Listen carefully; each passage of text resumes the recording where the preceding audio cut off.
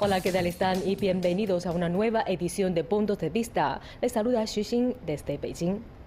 A finales del año pasado, China cumplió con la tarea de erradicar la pobreza absoluta del país, sacando de la miseria del hambre a 800 millones de personas. Se puede decir que un sólido desarrollo económico ha sido esencial para cumplir esta meta.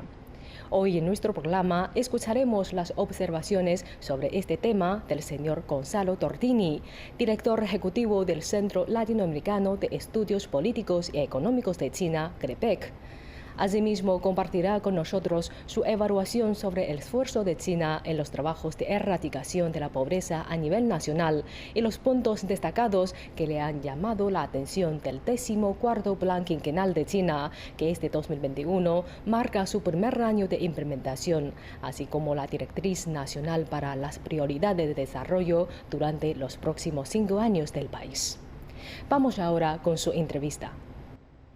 Hoy vamos a hablar de la erradicación de la pobreza en China y estamos con Gonzalo Tordini del Centro Latinoamericano de Estudios Políticos y Económicos de China. Bienvenido al programa. Gracias por invitarme, Luis. Gonzalo, ¿cómo hizo China para sacar de la pobreza a 800 millones de personas? Bueno, no fue fácil, fue todo un proceso que comenzó principalmente a partir del proceso llamado de reforma y apertura, a partir de 1978, 2 años posterior a la muerte de Mao Zedong. Deng Xiaoping inicia el llamado proceso de reforma y apertura.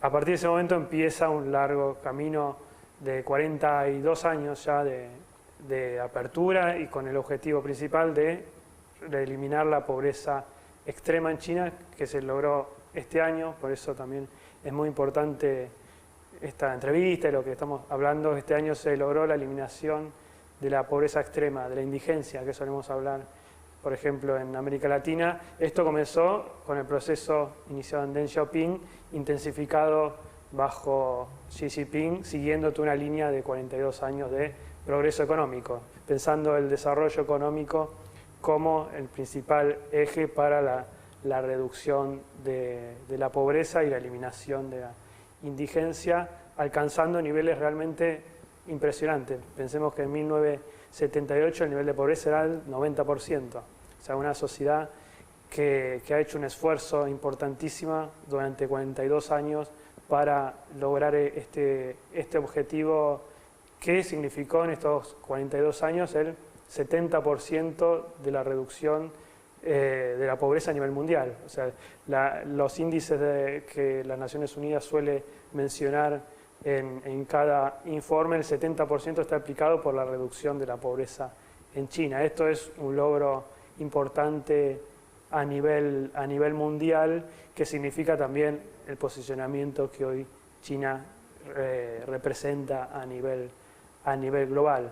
Esto es realmente muy significativo. Significa la reducción de la pobreza más rápido que haya existido en la historia de la humanidad, que se tenga registro en 42 años de pasar de un 90% a índices muy bajos de pobreza y la eliminación de la pobreza extrema en cada pueblo y en cada zona rural o urbana, ¿no?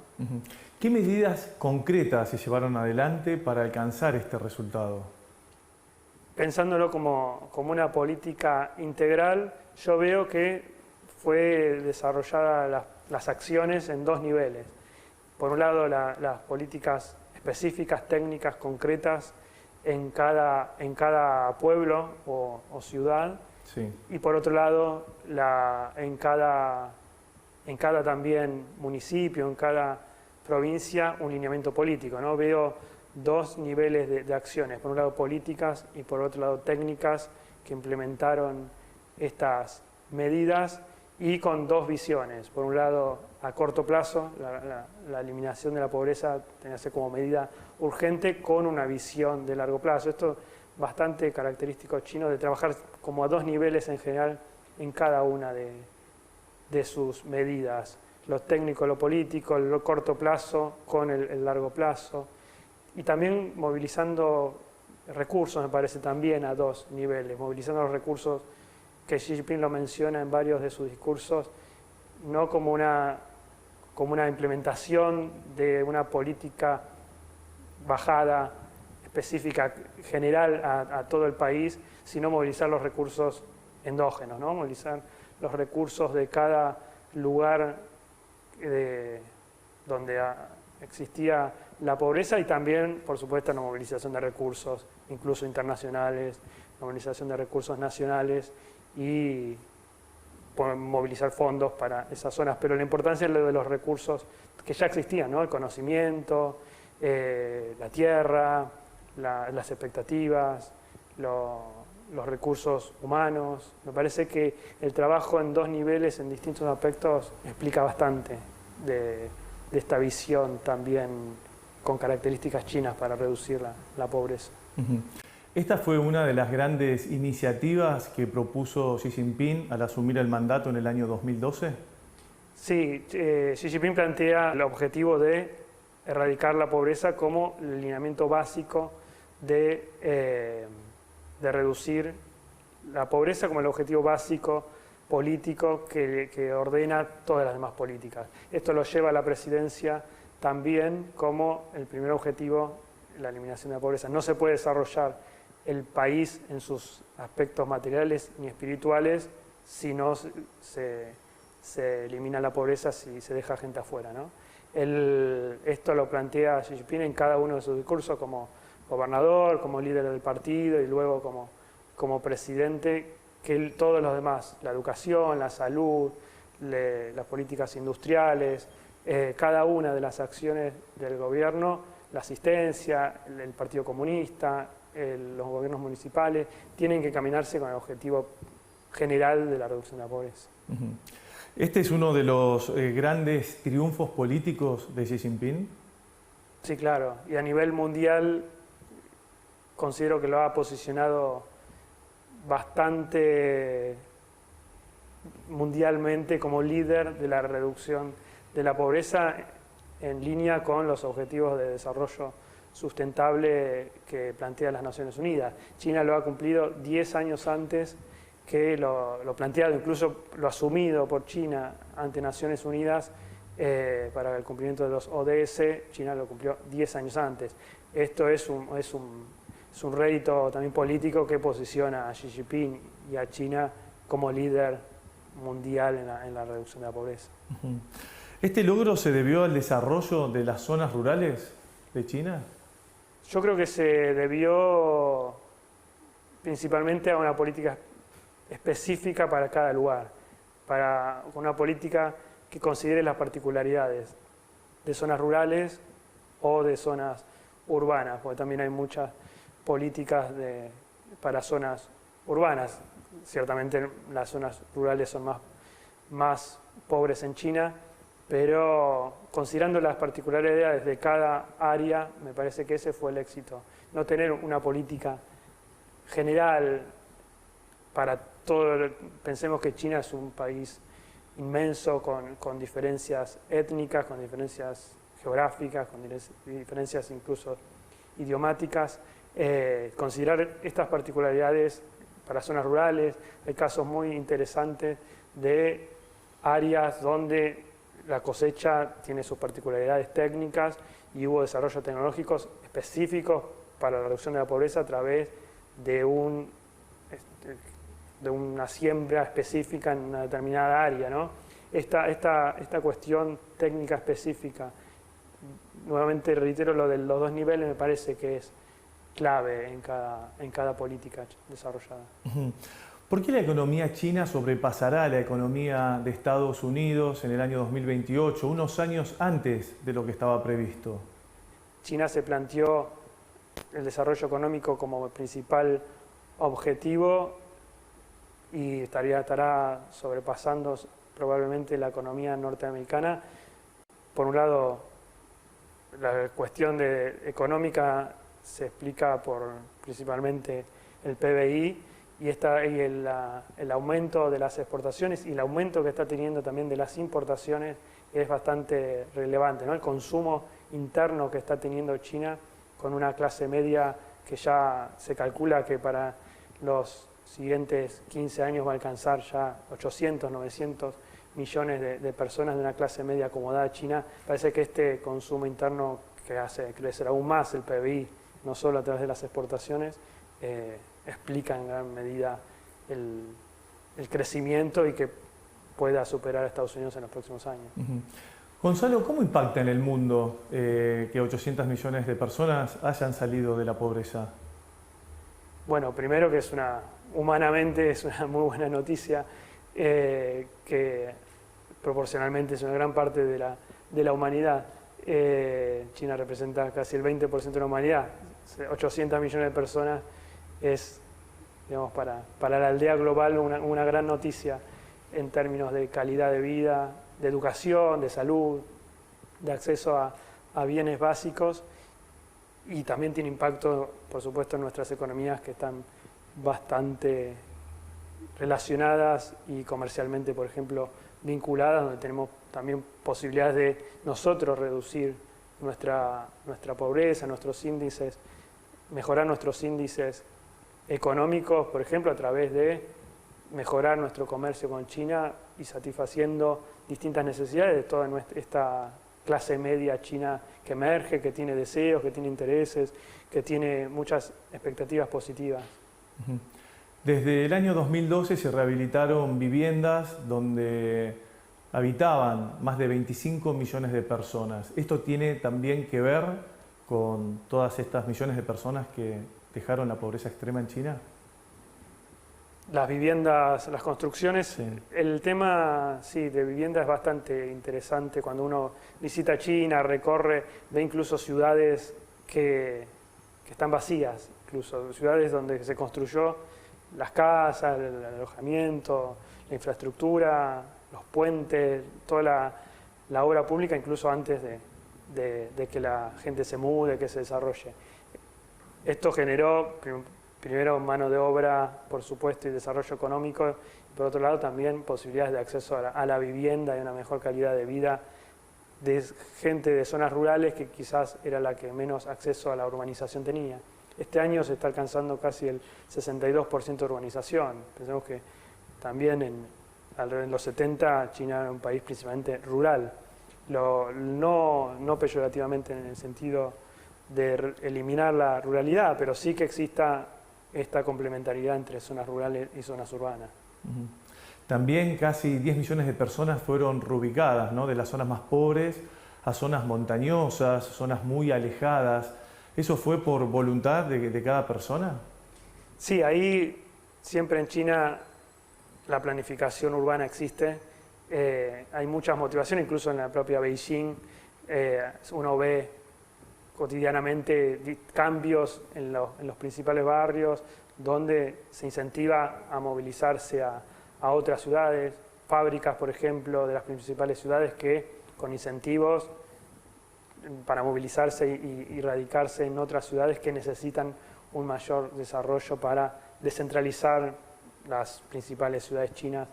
Y se está trabajando mucho en ese sentido, de fomentar con aspectos impositivos, por ejemplo, la construcción de infraestructura, en otras áreas, principalmente no costeras, que fueron las que se desarrollaron durante todos los primeros 30 años después de la reforma de la apertura. Bueno, esta fue una medida voluntaria donde pudieron acceder al agua, a la comida, a un techo, ¿no?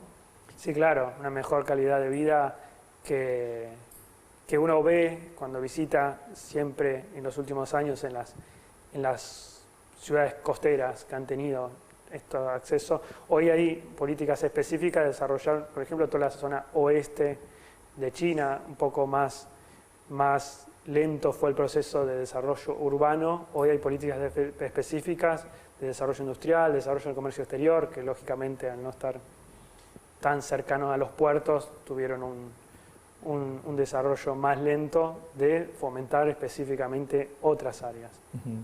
Más allá del agua, la comida y el techo, ¿qué otras herramientas le han dado a la población para que puedan progresar? El aspecto clave de la reducción de la pobreza, que considero que es también esencial, fue la educación.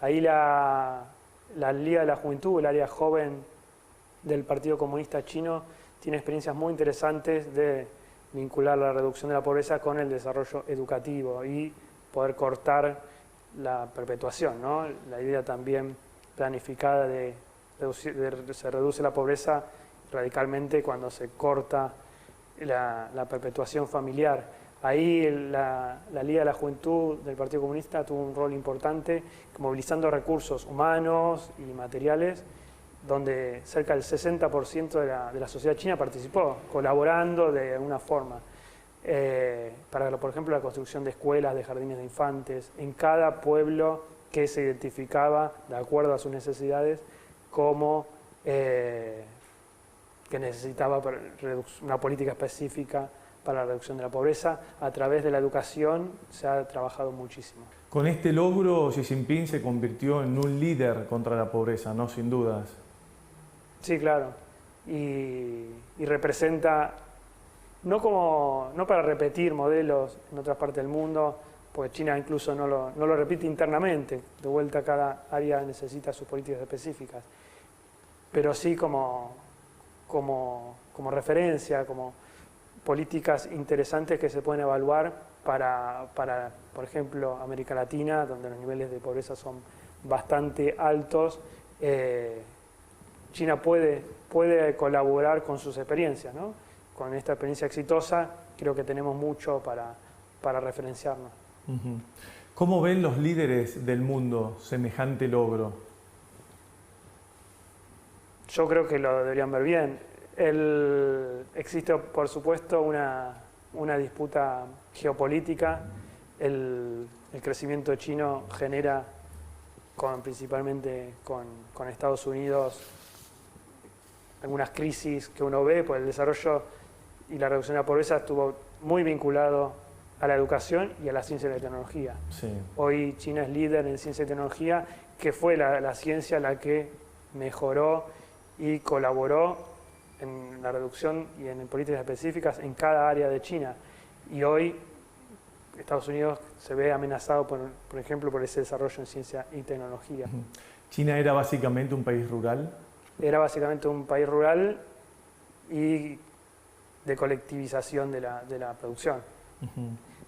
Se cambió a un modelo de fomento de la urbanización y de no colectivizar toda la producción agrícola. ¿Cuáles fueron las claves del crecimiento de la economía china? China es un gran productor, sigue siendo un gran productor de productos agrícolas, pero también a partir de los años 70 fomentar el desarrollo industrial, a partir del 78 fomentar la inversión extranjera y incrementar las exportaciones. A partir el crecimiento, por ejemplo, de los años 80 a 90 de las exportaciones chinas tiene una magnitud también que pocas veces se ha visto. Esto generó desarrollos, ingreso de divisas. Hoy China tiene un gran ahorro, incluso gran parte de los bonos de Estados Unidos están en manos de distintas instancias del Estado chino. Esto significó un gran poder también de moneda extranjera para el desarrollo chino, y significó fomentar las exportaciones y generar trabajo a través de movilizar recursos internos y movilizar también inversión extranjera. En las últimas décadas China ha flexibilizado su política exterior y tiene como una apertura al mundo. En 1951 Mao Zedong plantea las políticas exteriores ya de China con el liderazgo de Zhou Enlai, que siguen hasta hoy en día. Por ejemplo, la no injerencia de terceros países en la política interna de cada país, la coexistencia pacífica. Existen principios de política exterior china que estuvieron siempre en el transcurso de la historia moderna, ¿no? Desde el 49. Estos principios de China los promueve como políticas exteriores internacionales, ¿no? como bienes globales, la no injerencia, por ejemplo, de un país sobre el otro, que es distinto a lo planteado por el liberalismo, que sí planteaba abiertamente la injerencia política y comercial, económica, de un gobierno sobre otro.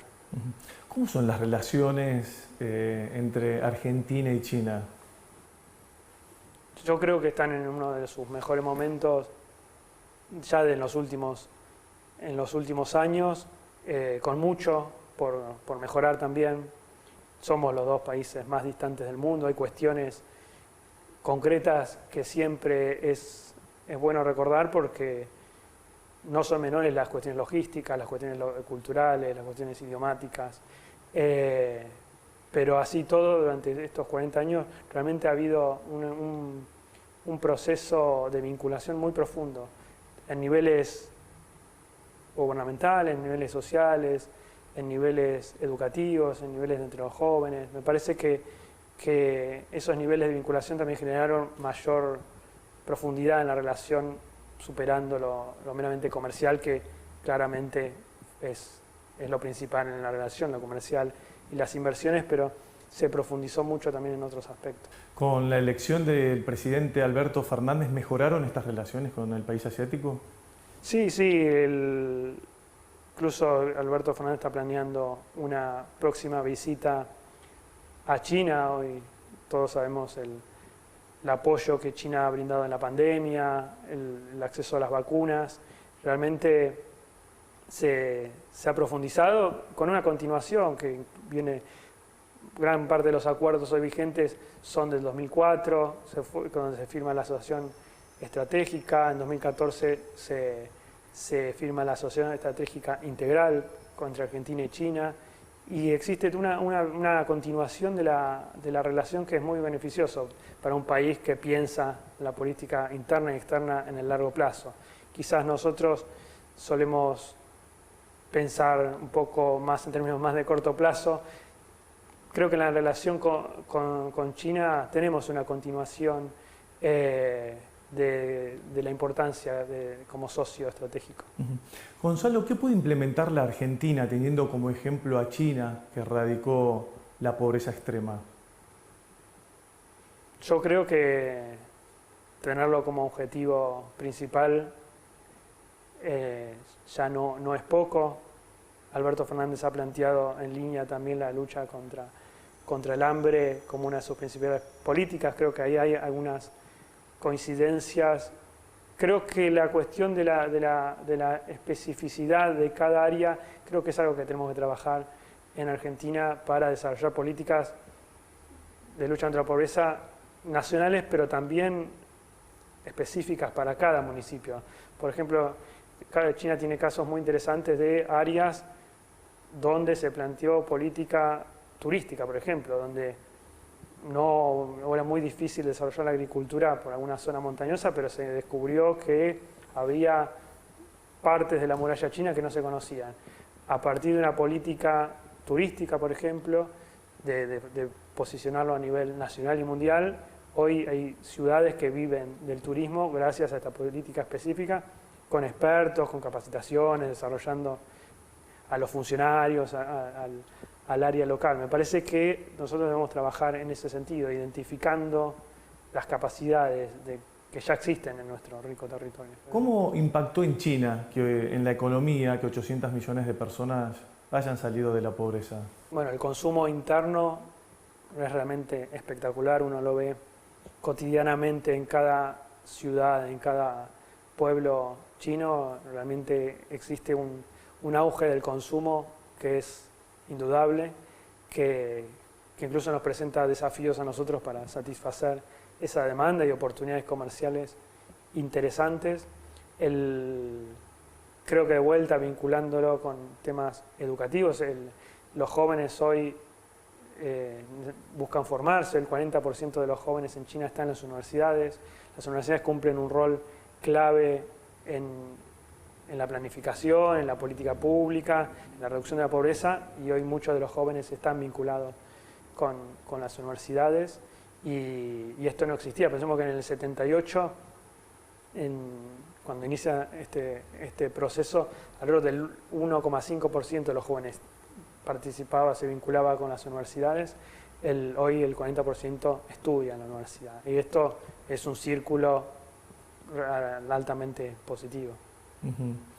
China a partir de ahora va a aumentar esa capacidad de importación de productos para satisfacer la demanda interna. Sí, claro, tiene una política muy específica de incrementar las importaciones y de promover también los productos de otros países que deseen y que busquen sus mercados. Por ejemplo, la feria de importaciones de Shanghái ha sido una política y una muestra de este interés que ya lleva varios años como un gran evento donde cada país puede mostrar sus productos y los consumidores y los importadores chinos buscan las mejores oportunidades. Esto también como respuesta a ciertas demandas de otros países de mejorar el consumo de productos importados por parte de la comunidad china ahora que hay acceso, ¿no? que tiene un mejor nivel de vida. China piensa a todo largo plazo y está por aprobar un nuevo plan quinquenal. ¿En qué consiste?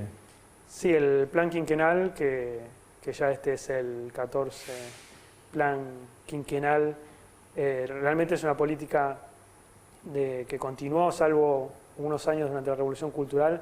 Es una política que se implementó con gran éxito desde la fundación de China, de pensar muy concretamente. Cuando uno lee el plan quinquenal, no son solamente buenas intenciones, son estadísticas o objetivos estadísticos a los cuales China tiene que alcanzar en los próximos 5 años, ¿no? Desde la reducción de la pobreza, la reducción de la contaminación, el desarrollo de infraestructura, tiene mucho número como objetivo a los 5 años, donde se evalúa anualmente, se evalúa a los 5 años por supuesto, y este último plan quinquenal tiene un gran eje en ciencia y tecnología, así como ha sido un área clave de desarrollo ya planteada por Deng en el 78. Xi Jinping vuelve a retomar este énfasis en la ciencia y la tecnología y está muy plasmado en este nuevo plan quinquenal para posicionar China en las nuevas también tecnologías, ya no son las de los años 70, sino la robótica, la inteligencia artificial, el 5G, mejorar el patentamiento en las universidades, en los investigadores. Gonzalo, ¿qué cambió en China para poder alcanzar este logro tan importante de erradicar la pobreza extrema? Cambió, yo creo que no hubo un cambio. En China no, yo no ve cambios radicales, ¿no? Sino sí. El concepto de armonía suele ser bastante relevante, sobre todo en las últimas décadas.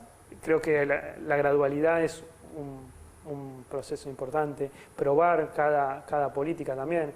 Nadie tiene la receta, y esto de China es interesante, nadie tiene la receta perfecta para reducir la pobreza o una política industrial o una política comercial.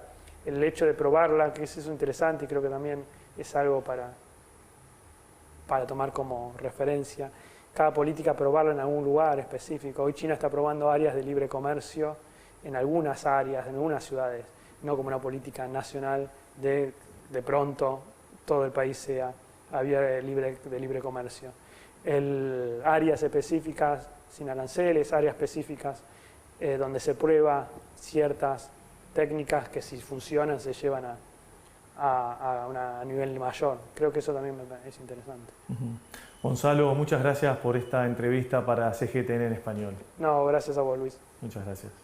Con todo esto terminamos esta edición de Puntos de Vista. Les recordamos que pueden seguirnos a través de nuestras cuentas oficiales de CGTN en español en Facebook, Twitter, Instagram, YouTube, Weibo y WeChat.